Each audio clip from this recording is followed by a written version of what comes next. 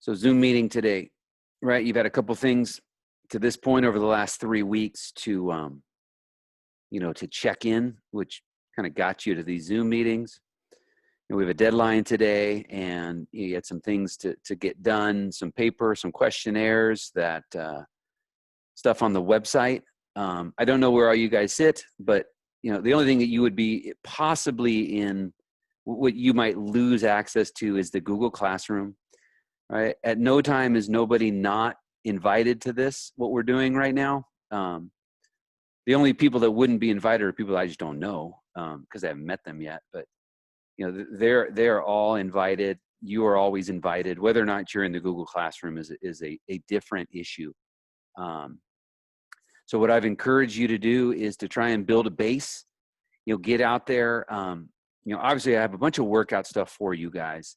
But trying to get everybody out there running, doing some push-ups and sit-ups, and build a base that we can, that you can really invest in. And, you guys are a little young in the football side of stuff, but this is a physically demanding game. This is a, people like to, it's a collision sport.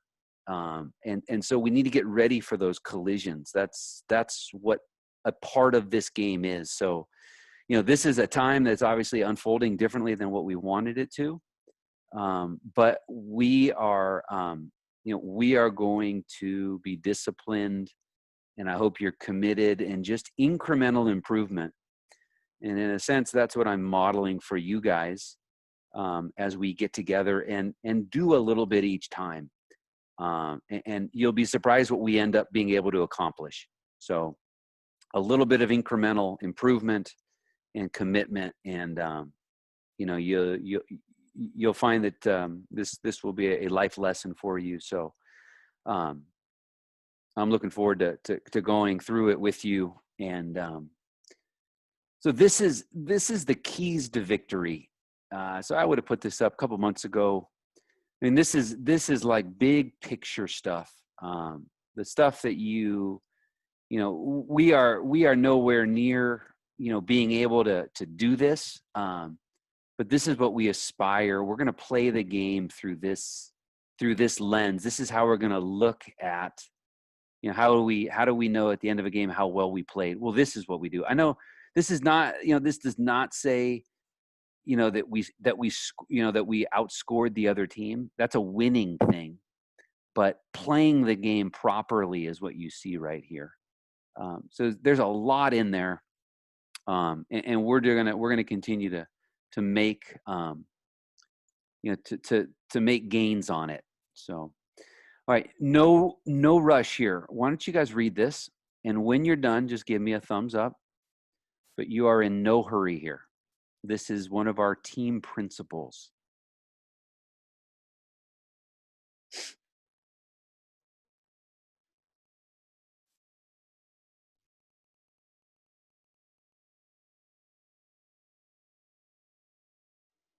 So take your time, no rush. Great. Give me a thumbs up, Mark, if you've read it.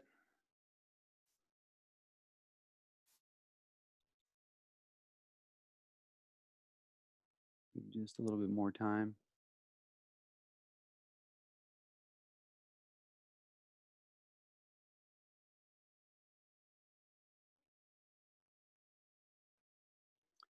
Mark, you finished reading it? Yes. Okay. So I just want to re-emphasize something here, that this does not talk about, that we're going to be better players than other people, this is all about a sort of a personal choice. This is about improvement, personal improvement. It's really, if you want to put a word on it, it's about competing against yourself. And if we can get enough people who are willing to compete against themselves, then collectively we can compete against each other, and then together compete against another team successfully. So, think of this being, what you can control every day, and how you look at your teammates through the lens of what they're attempting to do.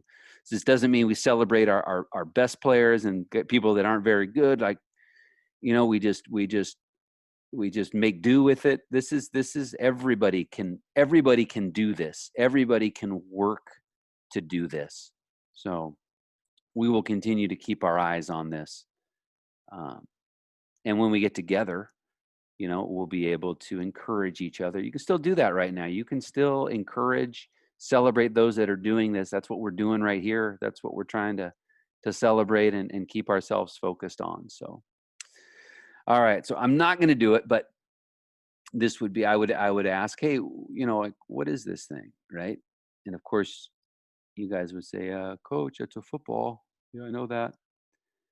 So I know it's a football, but like this thing right here, this is like, this is everything. Like, this is not just this is everything. All of your hopes and dreams. I mean, everything is about the football in the game. Like, everything we do is to move this thing, right, towards the other people's end zone, right? We want to move it towards, we want to control it, right? We want to possess it. We want to take it away from the other team. Like, this is everything, right? If you want to think about what should you think about, you should think about this thing, because if we don't know how to respect it, right, we will not have fun trying to play the game. Like, this is everything. It is absolutely everything. So how do we possess it, and who do we possess it for? Okay, what we're going to talk about are two things. One is, how do you possess a football? But the possession of the football by our team is a team-wide responsibility. It is not the responsibility of the person running the football and that's it. The person holding the football, and I play, right guard, so I don't have to ever worry. This has nothing to do with me. This has everything to do with you. So, first rule is that we will immediately lock that ball away. We'll go over what that means here in just a second. But when it's locked away, it remains locked away. We don't change arms. We don't put it in our outside arm after we've locked it away. It is locked away and it's over. Like, the key is thrown away. It is not unlocking. We're not moving it. We're not going to stretch it out to go try and put it over some line. Right? That ball is locked away at all times. Okay, I'm going to let you just kind of peruse this. This is actually how we possess a football, and what we call the points of pressure. So you don't have to give me a thumbs up at the end of this. I'm just going to give you a minute to kind of absorb it.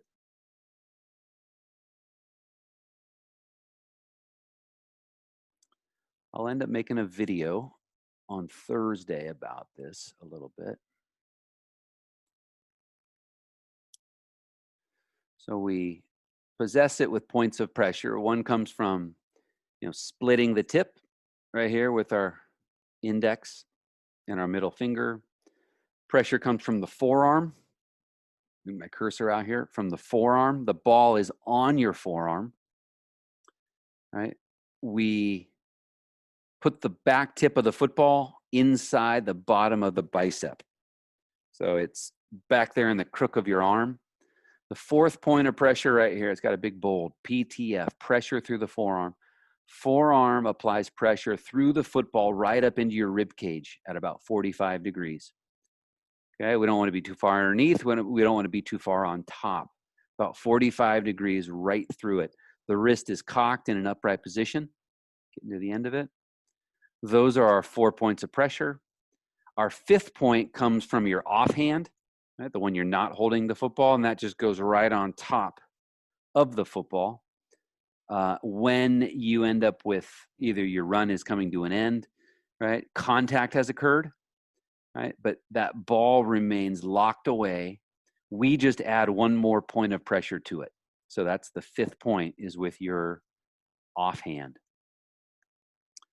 Okay, this is an important aspect on offense, defense, and on all kicking plays. So the fact that you would know how to possess a football, even if, say, you only play defense, right, I can make the case that that will help you know how to take the ball away better from a offensive player. So starting on our offense, okay, this is what I call ball respect. All right, we respect the football as an offense. Okay, as a team, we will respect it. As an offense, we will respect it, right, by the following rules. Make this bigger. Okay. And this is the type of content, like this stuff I'll give to you so you can read it later. This is why the Google Classroom would be useful for you. So ball respect is how we are going to view the game, as both physically and mentally. That statistic, the turnover statistic, correlates with winning football games so highly. So we're going to be fanaticals about the fundamentals. And when I say that, if you are not the ball carrier, right, this is now in practice, right, you are responsible for testing our ball carriers, right, that they are holding the football correctly. So you are going to be fanatical, even if you are not a primary ball carrier on this team, right? If you're not the one carrying the football, you have still equal responsibility about its security. So not only does the ball carrier possess it, but each player on the field has a part in this. Okay. It comes when we exchange the football, center to quarterback, quarterback to running back, when we throw the football. Also, it comes from you need to, as a blocker, keep your defender away from the ball carrier. All right, I'm going to show you a picture in just a second about that. So keeping your defender away from the ball carrier is a way that we show ball respect. That's how you are ball conscious. And then you see the points of pressure and the pressure through the forearm. So that'll be a big one, PTF. PTF is a big acronym.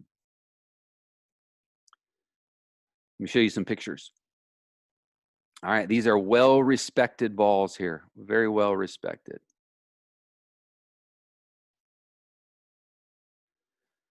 Up here on the left, I need my cursor, sorry. Respected balls.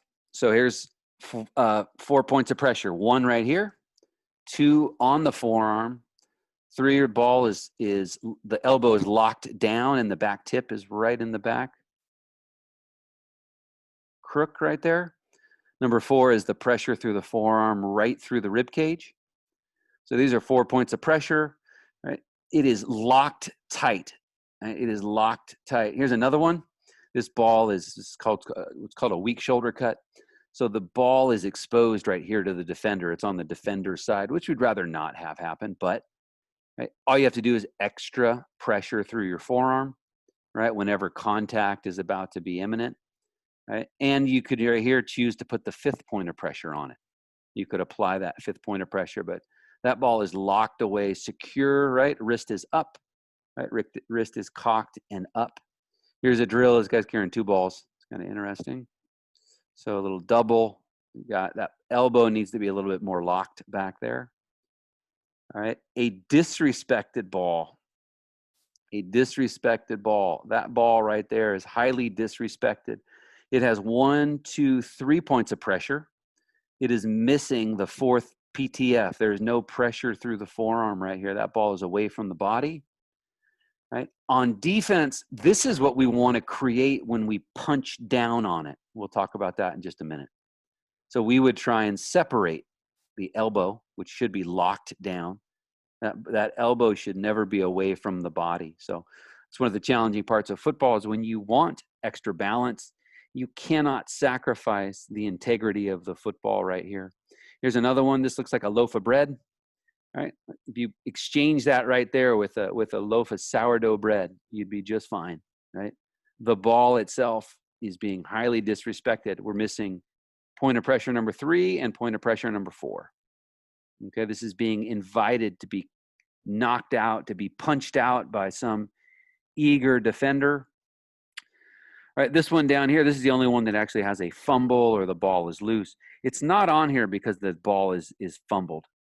right? It's on here because we've got a defender getting a square hit on the football.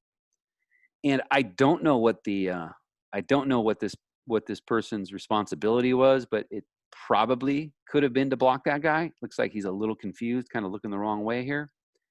So this right here would be a disrespected football, not because it's fumbled. I mean, that's the worst of all issues. It's that we've got a defender who got a square hit on our ball carrier, and we've got a blocker standing there doing nothing essentially. So again, I don't know. Maybe he is doing the right thing. Maybe his eyes are in the right spot, but we'll use it as a sign of a disrespected ball by the entire offense here. And this is a sign of a disrespected football. All right, defense. This is going to be our rule on how we attempt to get the football out. Okay, I'm going to make this rule. The first two defenders that get to the ball carrier, right? They are only there to tackle the ball carrier. They are not there to strip the ball, take the ball away, make him fumble, whatever you want to call it. Right? We will only be allowed to have somebody there who is trying to take away the football if it's the third defender. So I think you guys can probably piece together why I'm excited, or why I'm saying that, is that I'm hopeful that what that does is that gets us to the football. Like, we need people around. If we've got one person tackling the football, right, we're not playing defense correctly. We need that whole person tackling the football, tackling the football carrier. So we want the third person. So that means you've got to get off the ground, get to the football, run to the football, swarm to the football. So the way that we'll take it away is exactly what you read right there, is we pull the elbow of the ball carrier away from the body and we punch straight down on the football. So that's how we end up separating the ball. And we will work on that. We will have a bunch of fun with that, but we will not do it until we get a third person to the ball. Okay? So that's, if you want to think about how am I going to cause a fumble, is that you need to make sure that you've got a bunch of teammates that all love to run to the ball. And if we don't run to the ball, it won't matter because they're going to be in the end zone. So that's how hopefully we will build a fence around how we take the ball away.